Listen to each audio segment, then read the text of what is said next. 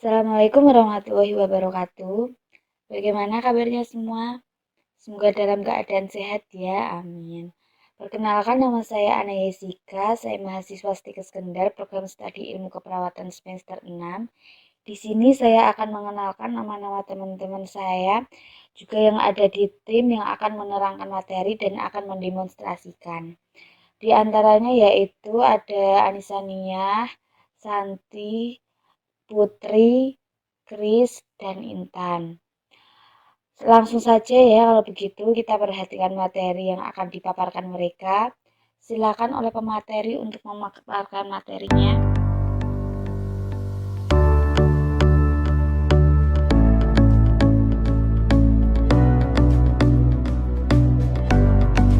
Definisi HIV dan AIDS. HIV adalah jenis parasit obligat, yaitu virus hanya dapat hidup dalam sel atau media hidup. Seorang pengidap HIV lambat laun akan jatuh ke dalam kondisi AIDS.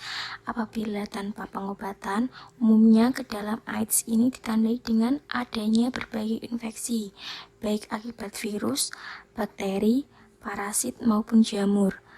Keadaan infeksi ini yang dikenal dengan infeksi oportunistik menurut Zain 2006. AIDS adalah kumpulan gejala sindrom akibat menurunnya kekebalan tubuh yang disebabkan infeksi virus HIV. Tubuh manusia mempunyai kekebalan tubuh untuk melindungi diri dari serangan luar seperti kuman, virus, dan penyakit. AIDS melemahkan atau merusak sistem pertahanan tubuh, sehingga akhirnya berdatanglah berbagai jenis penyakit lain, menurut Yatim 2006. Penyebab HIV/AIDS pada anak. Yang pertama, transfusi darah.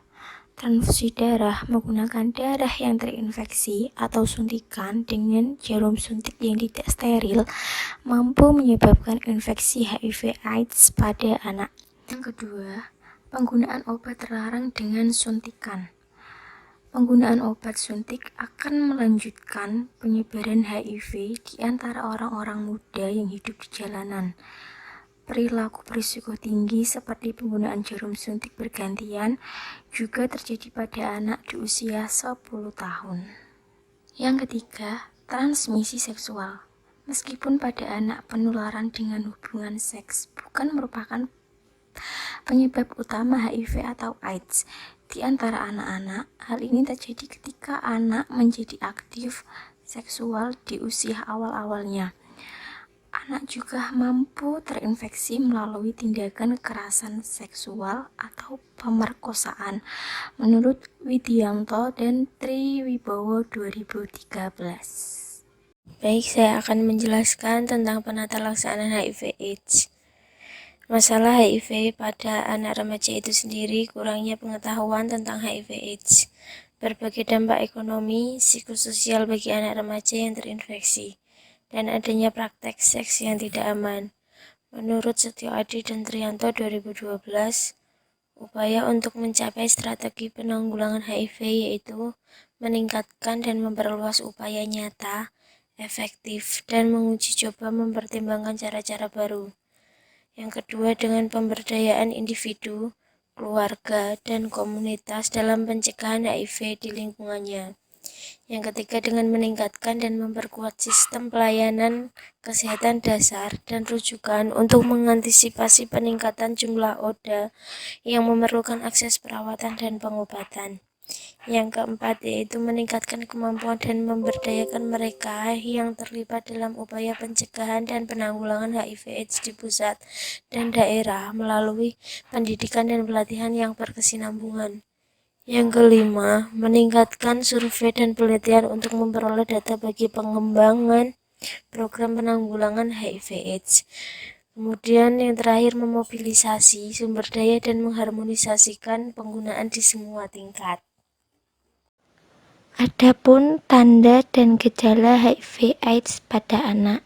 Yang pertama, gagal bertumbuh sesuai grafik standar pertumbuhan. Yang kedua, kegagalan mencapai perkembangan sesuai dengan milestone dan penanda jarak. Yang ketiga, masalah otak dan sistem saraf seperti kejang, susah jalan, dan nilai sekolah yang menjadi buruk. Yang keempat, sering mengalami sakit seperti infeksi telinga, flu, perut sakit. Untuk cara pengobatan HIV/AIDS, yang pertama, metode perilaku ABCDE, yaitu pencegahan penularan melalui hubungan seksual memegang peranan penting.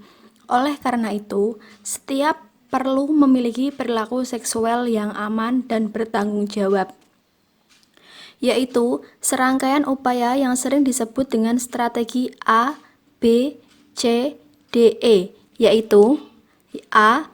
Abstinence, yaitu tidak melakukan hubungan seks bebas. B. Be faithful, yaitu selalu setia pada pasangan. C. Condom, yaitu dengan menggunakan pengaman saat melakukan hubungan yang tidak aman dan beresiko. D. Don't inject, yaitu tidak melakukan penyalahgunaan nafsa sama sekali, terutama suntikan, termasuk selalu menggunakan jarum steril untuk tindik, tato, dan akupuntur. E. Education, selalu berusaha mendapatkan informasi yang edukatif dan benar tentang bahaya HIV/AIDS, kesehatan reproduksi, dan nafsa. Yang kedua, Prevention of Mother to Child Transmission atau PMTCT, yaitu upaya pencegahan penularan dari ibu dan anak dapat dilakukan dengan Prevention of Mother to Child Transmission atau PMTCT. Hasil uji coba klinik menunjukkan antiretroviral dapat menurunkan penularan HIV dari ibu ke anak. Ibu dengan HIV/AIDS yang menyusui jangka pendek dapat memperpanjang masa menyusui tanpa beresiko menularkan HIV/AIDS pada anaknya. Yang ketiga, Voluntary Counseling and Test atau VCT. VCT adalah program pencegahan HIV/AIDS di masyarakat saat ini yang terbukti efektif serta dapat memudahkan orang mengakses berbagai pelayanan kesehatan yang dibutuhkan. Pelayanan VCT dapat digunakan untuk mengubah perilaku beresiko dan memberikan informasi tentang pencegahan HIV. ODHA akan mendapatkan pengetahuan tentang cara penularan, pencegahan, dan pengobatan terhadap HIV. Yang keempat atau yang terakhir adalah harm reduction. Harm reduction merupakan program pengurangan dampak buruk penularan HIV pada kelompok beresiko tinggi dan populasi umum. Bentuk program ini seperti pergantian alat suntik dan pertukaran alat suntik, serta terapi rumahan terbukti efektif menghambat penularan HIV di antara pengguna jarum suntik.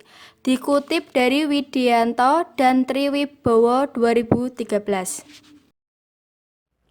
Ya, sekarang tibalah kita untuk menyaksikan demonstrasi tentang cara minum obat ARV.